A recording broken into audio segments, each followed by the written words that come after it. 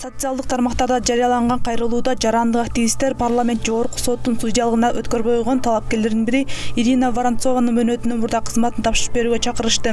Кайрылуу ээлери Воронцова бийликтин камчысын чаап, буйругун аткарган сот катары өзүн көрсөттү. Мындан нары сотто иштөөгө моралдык укугу жок деп белгилешкен. Эске салсак, Ирина Воронцованы жогорку соттун судьялыгына талапкерлигин президент колдогон. Бирок 23 майда жогорку кеңештеги 91 депутат анын талапкерлигине каршы добуш беришти.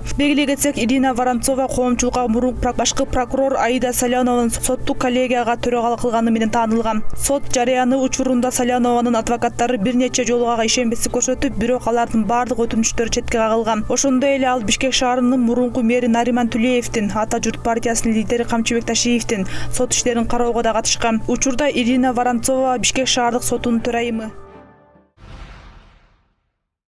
Ички иштер министрлиги бүтүрүүчүлөрдүн ата-энелерине кайрылып, акыркы коңгуроо майрамдалып жаткан учурда балдарын көзөмөлгө алууну өтүнөт. Кайрылууда милиция ата-энелерди балдарынын спирт ичимдиктерин ичип, баңзят жана башка баш айландыруучу заттарды колдонуусунун алдын алууга, ошондой эле ар кандай кырсыктан тышкары болуш үчүн унааларын бербөөгө чакырат. Белгилей кетсек, ИИМ бул күнү өлкөнүн бардык жеринде коомдук коопсуздукту жана тартипти сактоо максатында күчөтүлгөн режимде иш жүргүзөрүн да маалымдаган. Ошондой эле аталган министрлик эгерде бүтүрүүчүлөр кандайдыр бир мыйзам бузса, алар административдик жана кылмыш жоопкерчилигине тартыларын да эскертти.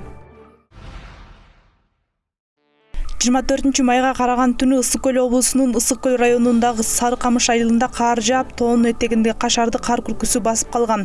Азырынча кырсыктан жапа чеккендер тууралуу маалымат жок. Белгилей кетсек, ушул эле түнү Ысык Көл облусунун айрым тоолуу аймактарына кар жааганы тууралуу социалдык тармактарга сүрөттөр жарыяланды.